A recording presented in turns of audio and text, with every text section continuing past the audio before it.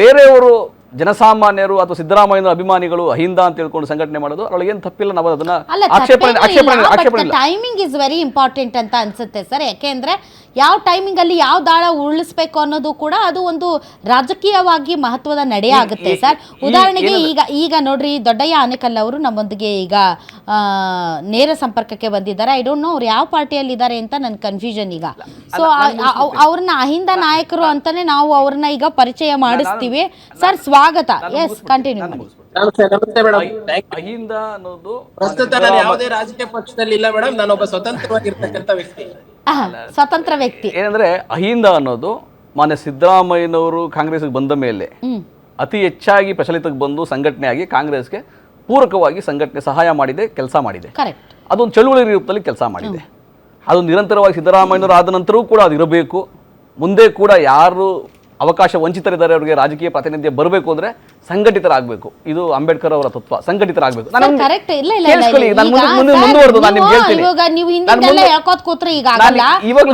ನೀವು ಹೇಳಿದ್ correct sir. Ahinda ಮೂಲಕ ರಾಜ್ಯದಲ್ಲಿ ಕಾಂಗ್ರೆಸ್ ಪಕ್ಷವನ್ನ ಅಧಿಕಾರಕ್ಕೆ ತಂದ್ರು ಸಿದ್ದರಾಮಯ್ಯನವರು. ಒಂದು ಚಳವಳಿ ಎಂಬಂತೆ ಅದು ಬಂತು ಮತ್ತು ಅಹಿಂದ ವರ್ಗಗಳು ಸಿದ್ದರಾಮಯ್ಯನವ್ರನ್ನ ಕೂಡ ತಮ್ಮ ಒಂದು ಅನಭಿಷಕ್ತ ದೊರೆ ತರ ನೋಡ್ಕೊಂಡ್ರು.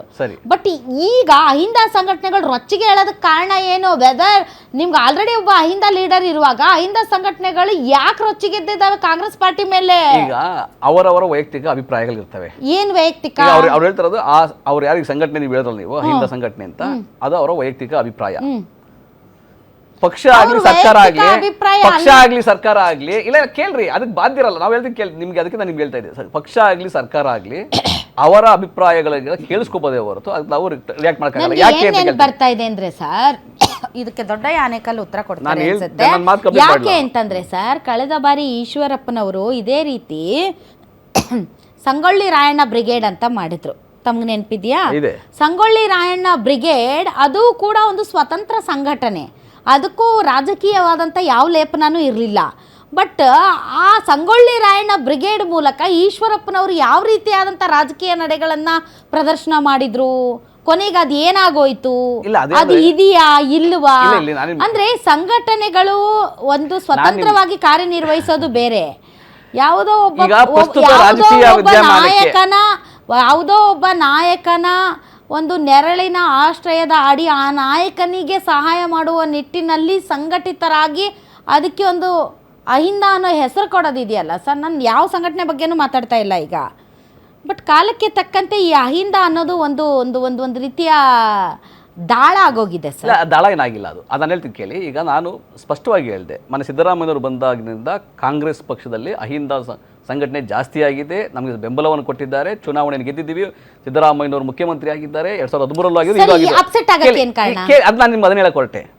ಪ್ರಸ್ತುತ ವಿದ್ಯಮಾನ ಏನಿದೆಯಲ್ಲ, ಅದು ಈ ರೀತಿಯಾಗಿ ಸಾರ್ವಜನಿಕವಾಗಿ ಒಂದು ಸಂಘಟನೆ ವಿರೋಧ ಮಾಡೋದ್ರಿಂದ ಯಾವ ಬದಲಾವಣೆಗಳು ಆಗೋದಿಲ್ಲ, ಯಾವುದೇ ಇಂಪ್ಯಾಕ್ಟು ಆಗೋದಿಲ್ಲ. ಯಾಕೆ ಅಂತ ಕೇಳ್ತೀನಿ. ಯಾರೋ ಒಂದು ಮಂತ್ರಿ ಆಗಬೇಕಾದ್ರೂ, ಯಾರು ಮುಖ್ಯಮಂತ್ರಿ ಆಗಬೇಕಾದ್ರೂ ಎಲ್ಲ ನಿರ್ಧಾರ ಆಗುವುದರಲ್ಲಿ ಶಾಸಕಾಂಗ ಪಕ್ಷ ಸಭೆ ಮತ್ತು ಹೈಕಮಾಂಡಲ್ಲಿ, ಪಕ್ಷದಲ್ಲಿ ಆಂತರಿಕವಾಗಿ ಆಗುತ್ತೆ ಹೊರತು ಯಾರಾದರೂ ಮನವಿ ಮಾಡ್ಬೋದು. ಇಲ್ಲ ಇವ್ರನ್ನ ಮಂತ್ರಿ ಮಾಡಿ, ಇಲ್ಲ ಇವ್ರು ಮುಂದುವರಿಸಿ, ಇವ್ರಿಗೆ ರೀಶಫಲ್ ಮಾಡಿದಾಗ ಇವ್ರಿಗೆ ಅವಕಾಶ ಕೊಡಿದ್ದ ಮನವಿಗಳಾಗ್ಬೋದು. ಸಮುದಾಯಗಳು ಕೂಡ ಮನವಿ ಮಾಡ್ಬೋದು. ದಲಿತ ಮುಖ್ಯಮಂತ್ರಿ ಕೂಗು ಕೇಳಿದ್ವಿ, ನೀವು ಒಕ್ಕಲಿಗರು ಮುಖ್ಯಮಂತ್ರಿ ಕೂಗು ಕೇಳಿದ್ವಿ, ಮೊನ್ನೆ ಡಿ ಕೆ ಶಿವಕುಮಾರ್ ಮುಖ್ಯಮಂತ್ರಿ ಆಗಲಿಲ್ಲ. ಈ ಥರದೆಲ್ಲ ಬಂದರೂ ಕೂಡ ಅದು ಯಾವುದು ಕೂಡ ಮನ್ನಣೆ ಆಗೋಲ್ಲ. ಯಾವ ಮನ್ನಣೆ ಆಗುತ್ತೆ ಅಂದರೆ ಶಾಸಕಾಂಗ ಪಕ್ಷ ಸಭೆ, ಹೈಕಮಾಂಡು, ಪಕ್ಷದ ಆಂತರಿಕವಾಗಿ ಚರ್ಚೆ ಆದಾಗ ಮಾತ್ರ ಆಗುತ್ತೆ ಹೊರತು. ಆಮೇಲೆ ಸ್ವಾಭಾವಿಕವಾಗಿ ಈಗ ದಾವಣಗೆರೆ ದಕ್ಷಿಣದಲ್ಲಿ ಏನಾಯಿತು, ಅಲ್ಪಸಂಖ್ಯಾತರಿಗೆ ಟಿಕೆಟ್ ಕೊಡ್ಬೋದಾಗಿತ್ತು, ಕೊಟ್ಟಿದ್ರೆ ಗೆಲ್ತಿದ್ರು, ಅದರೊಳಗೆ ನೋ ಡೌಟ್. ಸಮರ್ಥ ಕೂಡ ಗೆಲ್ತಾರೆ. ಸಮರ್ಥ ಕೂಡ ಶ್ಯಾಮ್ನವ್ರ ಕುಟುಂಬದ ಮೇಲೆ, ಜನಗಳ ಮೇಲೆ ಆ ಥರ ಪ್ರೀತಿ ವಿಶ್ವಾಸ ಇದೆ, ಅವರು ಗೆಲ್ತಾರೆ. ನಿಮ್ಗೆ ಏನಾದ್ರೂ ಅರ್ಥ ಆಯ್ತಾ ಸರ್? ನಿಮ್ಗೆ ಏನಾದ್ರೂ ಅರ್ಥ ಆಯ್ತಾ ಸರ್? ನಿಮ್ಗೆ ಏನ್ ಬೇಕಾಗಿತ್ತು ಉತ್ತರ? ನನಗೆ ಏನ್ ನಿಮ್ ಪಾಯಿಂಟೇ ಅರ್ಥ ಆಗ್ತಾ ಇಲ್ಲ. ನೀವು ಹೆಂಗೆ ಅಲ್ಲ, ನೀವು ಹೆಂಗಂದ್ರೆ ಇಷ್ಟೊತ್ತನ ಏನ್ ಭಾಷಣ ಹೊಡೆದ್ರು ನನಗಂತೂ ಒಂದಿಟ್ಟು ಅರ್ಥ ಆಗಿಲ್ಲ. ಅಂದ್ರೆ ಹೆಂಗೆ ಒಂದು ಸಂಘಟನೆಗಳು ಯಾವುದೇ ಪದವಿಗಳನ್ನ ನಿರ್ಧರಿಸೋದಿಲ್ಲ, ಕರೆಕ್ಟ್. ಬಟ್ ಈಗ ಸಂಘಟನೆ ಯಾರಿಗೋಸ್ಕರ ಮಾತಾಡ್ತಿದೆ ಅನ್ನೋದಾದ್ರೂ ತಾವ್ ಹೇಳ್ಬೇಕಲ್ಲ. ಅವರು ನೋಡಿ, ಸಿದ್ದರಾಮಯ್ಯ ಅವ್ರ ಪರವಾಗಿ ಮಾತಾಡ್ತಾ ಇದೆಯಾ? ಈಗ ಯಾರ ಪರಾರು ಮಾತಾಡ್ಲಿ, ನಮ್ಗೆ ಕೇಳಿ ಅವ್ರು ಹೇಳಿದ್ರು ಅಹಿಂದ ಅಂತ. ಪದವಿ ನಿರ್ಧಾರ ಮುಖ್ಯಮಂತ್ರಿನೂ ಮಾಡಲ್ಲ ಅಂದ್ರೆ ಇನ್ ವಾಟ್ ಬೇಸಿಸ್ ತಾವ್ ಇದನ್ನ ಹೇಳ್ತಿದ್ದೀರಿ? ನಾನು ನಿಮ್ಗೆ ಹೇಳಿದೆ, ಪಕ್ಷದ ಆಂತರಿಕವಾಗಿ ಚರ್ಚೆಗಳಾಗ್ತವೆ ಹೊರತು ಇದ್ರ ಬಾಹ್ಯವಾಗಿ ಯಾರ ಸಂಘಟನೆ ಹೇಳಿದ್ರೆ ಅದಕ್ಕೆ ಪರಿಣಾಮ ಬೀರೋದಿಲ್ಲ ಅಂದ್ರೆ ಮುಖ್ಯಮಂತ್ರಿ ವಿಚಾರ ಸಿದ್ದರಾಮಯ್ಯನವ್ರ ವಿಚಾರದಲ್ಲಿ ಈ ಬಾಹ್ಯ ಸಂಘಟನೆಗಳ ಯಾವ ಮಾತು ಕೂಡ ಪರಿಣಾಮ ಬೀರಲ್ಲ. ಈ ನೋಡಿ, ಇದು ಶಾಸಕಾಂಗ ಪಕ್ಷದ ಸಭೆಯಲ್ಲಿ ತೀರ್ಮಾನ ಆಗೋಗಿದೆ. ಅವ್ರು ಮುಖ್ಯಮಂತ್ರಿಗಳು ಆಗಿದ್ದಾರೆ.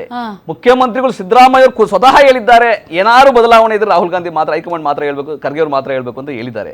ಹಂಗಿರ್ಬೇಕಾದ್ರೂ ಕೂಡ ಶಾಸಕರುಗಳು ಹೇಳಿ, ಸಂಸದರು ಹೇಳಿ, ಸಂಘಟನೆಗಳು ಹೇಳಿ ಯಾವ ಪರಿಣಾಮನೂ ಬೀರೋದಿಲ್ಲ. ಆದ್ರೆ ಅಹಿಂದ ಸಂಘಟನೆ ಇದೆಯಲ್ಲ, ಚಳುವಳಿ ಇದೆಯಲ್ಲ, ಅದು ಹಿಂದೆನೂ ಇತ್ತು, ಈಗಲೂ ಇದೆ, ಮುಂದೇನೂ ಇರಬೇಕು, ಇರುತ್ತೆ. ಅಲ್ಲ ಇರ್ಲಿ, ಅಹಿಂದ ಅನ್ನೋದು ಒಂದು ಫೋರ್ಸ್, ಅದನ್ನ ಯಾರು ತಡೆಯಕ್ ಆಗೋದಿಲ್ಲ. ಬಟ್ ಅಹಿಂದ ಅನ್ನೋದು ಕೇವಲ ಒಬ್ಬ ನಾಯಕನ ಆಶ್ರಯದಲ್ಲಿ ಅಥವಾ ಒಬ್ಬ ನಾಯಕನ ಫೇವರ್ಗೆ ಅಥವಾ ಒಬ್ಬ ನಾಯಕನ ರಾಜಕೀಯ ಏಳು ಬೀಳುಗಳ ಮೇಲೆ ಡಿಪೆಂಡ್ ಆಗ್ಬಾರ್ದಷ್ಟೇ.